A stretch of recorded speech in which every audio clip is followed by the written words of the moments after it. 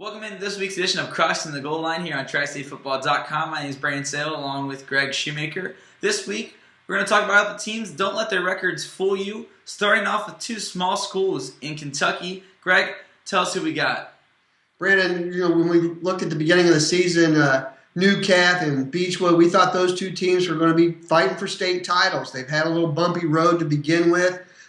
In Class 2A, Newcath has lost 4 games. They stand at 3-4 right now, but the 4 teams they lost to are a combined 20-9 this year, and they are all from larger division schools. So when you look at them, they played a tough schedule. So getting into the postseason, they've got a real good shot at making some waves. Everybody expected the Thoroughbreds to be there. I like their chances. Still left on their schedule are Newport. Well, you also have Holy Cross, last year's Class 2A state champion, who beat the Thoroughbreds in the tournament last year on their way to getting downstate into Bowling Green. And then, of course, Beechwood, who we will talk about now. That's always the last game, a non-conference game that is really one that stands out, non-district game in Kentucky.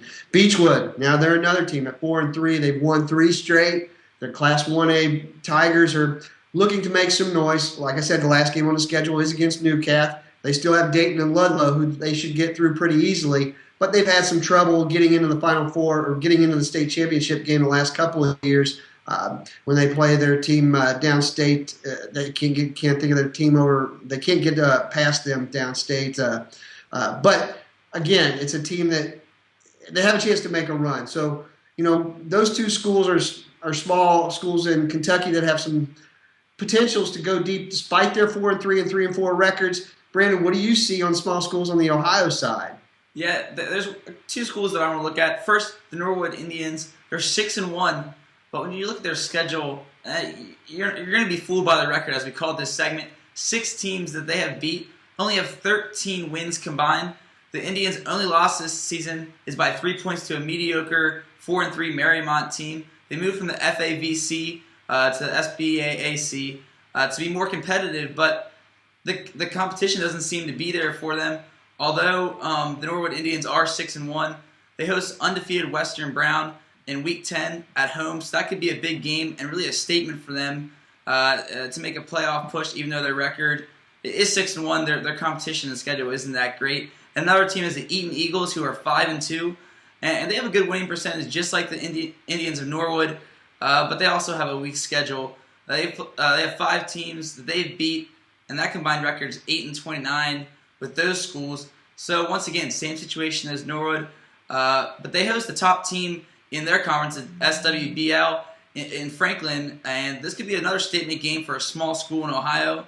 Norwood and Eaton, they got the big games coming up in the next couple weeks, but so far they haven't proven much, although they do have good records. And Greg, you have one more team that we want to take a look at.